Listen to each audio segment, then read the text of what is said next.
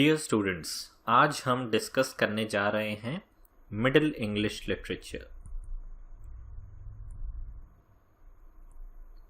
Last class में हमने middle English time period जो है वो डिस्कस किया था। आज हम बात करेंगे मिडिल इंग्लिश लिटरेचर पे।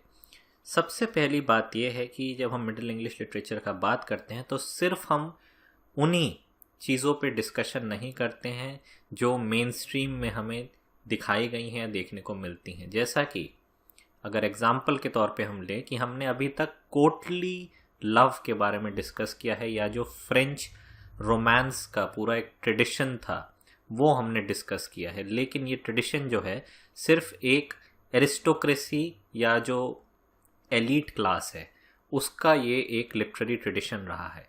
इसके अलावा और भी ट्रेडिशंस एग्जिस्ट करते हैं जिनके बारे में कम बातचीत होती है।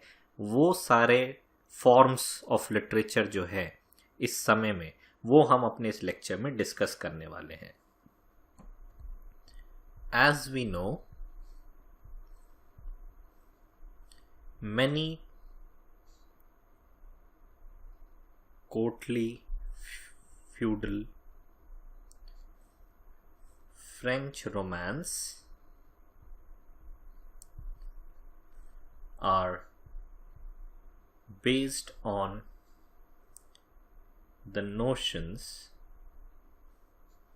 of service and honor and many other, drew its ideals from Arthurian stories combined with Christian virtues।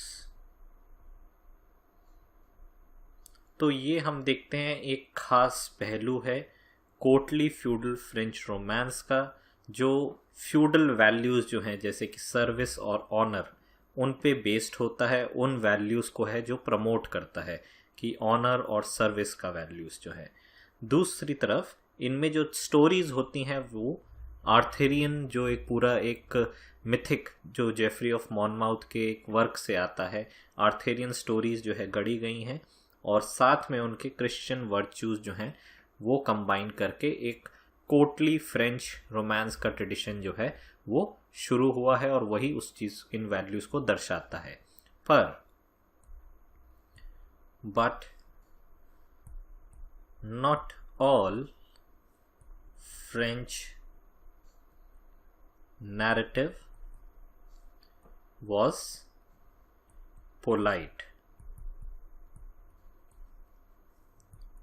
During this period,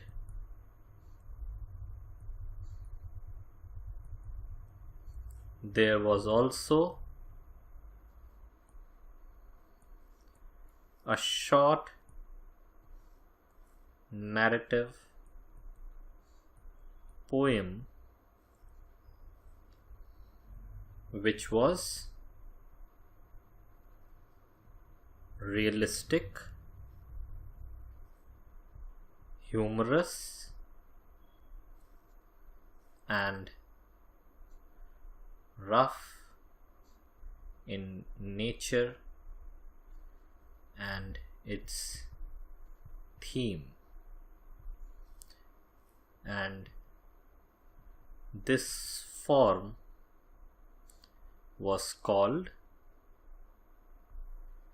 fabuleux। तो ये फॉर्म के बारे में हम ज़्यादा नहीं सुनते हैं क्योंकि ये मेन स्ट्रीम या अपर क्लास कल्चरल ट्रेडिशन नहीं है, ये एक पर्टिकुलर क्लास को बिलोंग करता है। fabuleux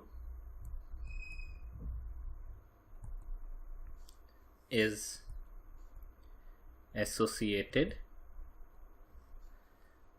with the new middle classes who slowly grew in importance with the decay of the feudal system। तो ये एक बहुत इम्पॉर्टेंट फैक्टर है कि जो राइजिंग मिडिल क्लास है यूरोप के अंदर, स्पेशली फ्रांस के अंदर, ये पर्टिकुलर फॉर्म जो है फैबलू उस क्लास से जुड़ा हुआ है। और ये क्लास जो है जैसे जैसे धीरे एक डिके जो है फ्यूडलिज्म का बढ़ता दिख रहा है, और मिडिल क्लास जो है जैसे जैसे राइज कर रहा है, बिजनेस क्लास जो है राइज कर रहा है, तो फैबलू जो है उस समय काफ़ी सिग्निफिकेंट फॉर्म बन के फ्रांस के अंदर स्पेशली उभरता है।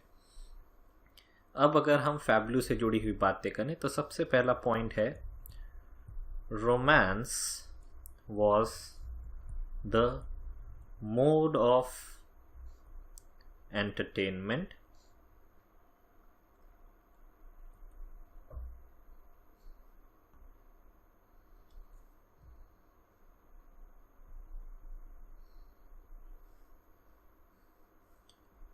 for the feudal aristocracy, whereas fabulou is the product of the rising middle classes who seek to destroy feudalism।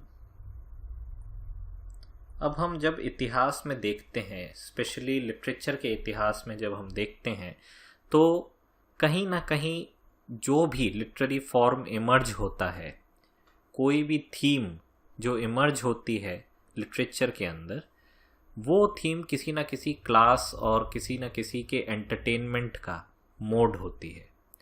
जैसे कि अगर हम फ्रेंच कोर्टली रोमांस का बात कर रहे हैं या इंग्लिश कोर्टली रोमांस का बात कर रहे हैं, तो ये एक पर्टिकुलर ऑडियंस के लिए लिखा जाता था और एक पर्टिकुलर क्लास ऑफ पीपल जो है इसको लिखते थे।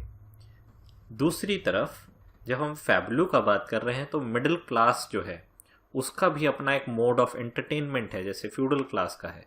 तो उनका चॉइस जो है, जो मान लीजिए जैसे कि हम बात करते हैं कि किसी का चॉइस है गाने का बहुत सॉफ्ट म्यूज़िक, किसी का है बहुत लाउड, बहुत एक या किसी का है एक मीडियम टाइप का क्लासिकल म्यूज़िक। तो ये सारी जो चॉइसेस होती हैं कहीं ना कहीं वो रिफ्लेक्ट करती हैं कि ये किस क्लास ऑफ पीपल जो है इसको सुनना चाहते हैं, किस क्लास को आप बिलोंग करते हैं, किसका ये एक हम कह सकते हैं कि एक प्रोडक्ट है किस क्लास का, और उसका एक एंटरटेनमेंट का ज़रिया है। तो वैसे ही लिटरेचर में भी अगर हम देखें तो हिस्ट्री ऑफ इंग्लिश लिटरेचर में जितने भी फॉर्म्स आते हैं, लिटरेरी फॉर्म्स जो आते हैं, उसमें कहीं ना कहीं हर फॉर्म जो है कि किसी ना किसी क्लास का इंटरेस्ट सर्व करता है, किसी ना किसी क्लास का एक प्रोडक्ट होता है। तो यहाँ पे भी हम वही चीज़ देखते हैं कि जैसे रोमांस जो है वो फ्यूडल एरिस्टोक्रेसी का एक एंटरटेनमेंट का मोड है, वैसे फैबलू जो है राइजिंग मिडिल क्लास का एंटरटेनमेंट का मोड है। सेकंड पॉइंट जो है, the middle classes developed with the growth of trade and trading communities, which led to the development of money economy, slowly